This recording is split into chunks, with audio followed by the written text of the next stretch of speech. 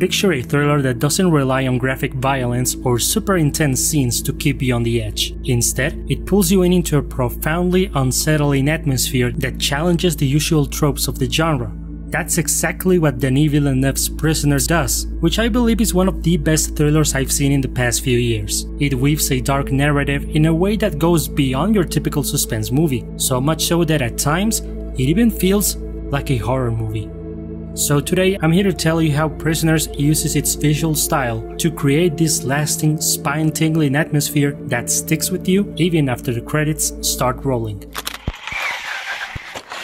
Despite the fact that Denis Villeneuve is one of my all-time favorite directors, I somehow hadn't gotten around to watching the film that catapulted him into Hollywood stardom. Funny enough, I ended up catching it on its 10th anniversary. I'm talking about Prisoners, a movie that tells a story about a man pushed to his moral limits while searching for his daughter and a detective determined to crack the case, no matter the cost. What makes this story so remarkable is how mundane it feels. Just look at the locations. Forget about big cities or super stylized settings. These are your typical suburbs, which makes the whole thing feel like something that could happen to any of us. But how does the movie manage to create a creepy atmosphere in such a normal setting? From the very first frame, Prisoners envelops the audience in a world of muted lighting. Everything is seen through a cool, desaturated color palette that some might say it looks dull or uninteresting. But according to cinematographer Roger Deakins, every creative decision he makes about lighting is to serve the story. And considering what's about to unfold, it's more than effective. First of all, throughout the movie, there's not a glimpse of sunlight. Almost every scene is set to cloudy, rainy, and nocturnal settings. It's as if the very sky refuses to shed full clarity on the unfolding events. Even the initial moments of the film aren't about what you can see, but rather what's hidden. A visual metaphor for the secrets that will gradually unveil as the story progresses and for the imminent danger that lurks in every corner. Are you planning on taking 2 little girls? No. Have you done that before? No. But we can't talk about this movie without discussing the amazing performances. Hugh Jackman's portrayal of Keller Dover, who, by the way, deserved an Oscar nomination, Where's my daughter?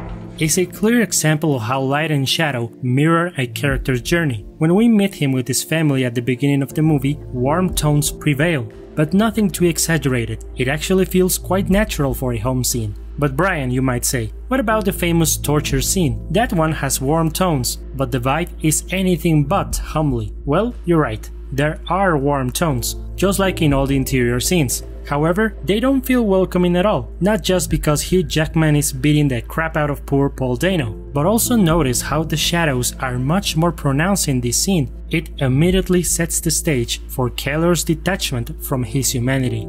As the story unfolds, Keller plunges even deeper into darkness, both metaphorically and literally. Even the ruined condition of his father's old building reflects Keller's own trauma that he never truly overcame. Here, more than anywhere else, we can see how shadows dominate every corner. The few instances that are sparsely lit highlight his internal torment and morally ambiguous path.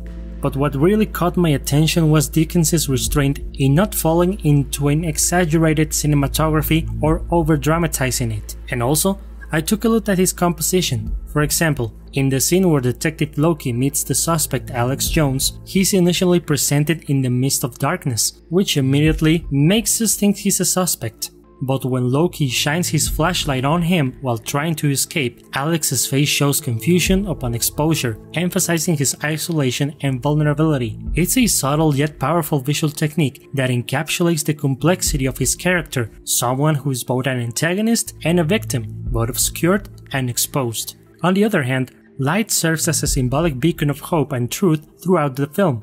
Detective Loki, played by Jake Gyllenhaal, is the guiding light in the murky waters of the investigation. The contrast between light and shadow becomes a visual manifestation of the ongoing struggle between truth and deception. And if you consider the Christian symbolism in the film, we can deduce that while Keller is being transformed into a demon, Loki serves more as a kind of soldier of God, relentless in his battle against evil, all masterfully portrayed visually. What makes Prisoners truly terrifying is its ability to evoke fear without fully revealing the horrors that lurk in the darkness, almost as if we were watching a monster movie. The brilliance of the film lies in its ability to keep the most unsettling and violent moments outside of our visual field, forcing us to imagine the worst. Furthermore, as we delve into the investigation, the way the characters are framed shows them more isolated than at the beginning, creating a separation between us and them. Like the characters, we become trapped in the unknown, trying to piece the puzzle together on our own.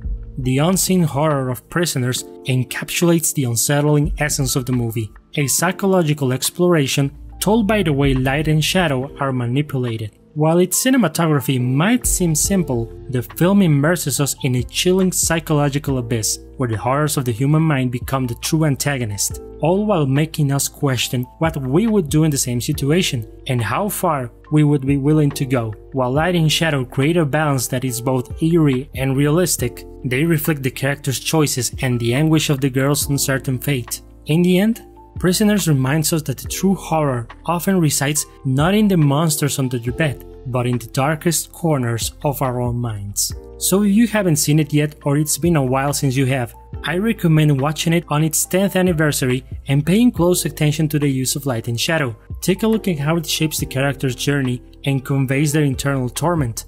After all, within the use of light and shadow lies the heart of what true cinema is, where the famous saying, "Show, don't tell," reigns supreme. A language that speaks volumes without uttering a single word.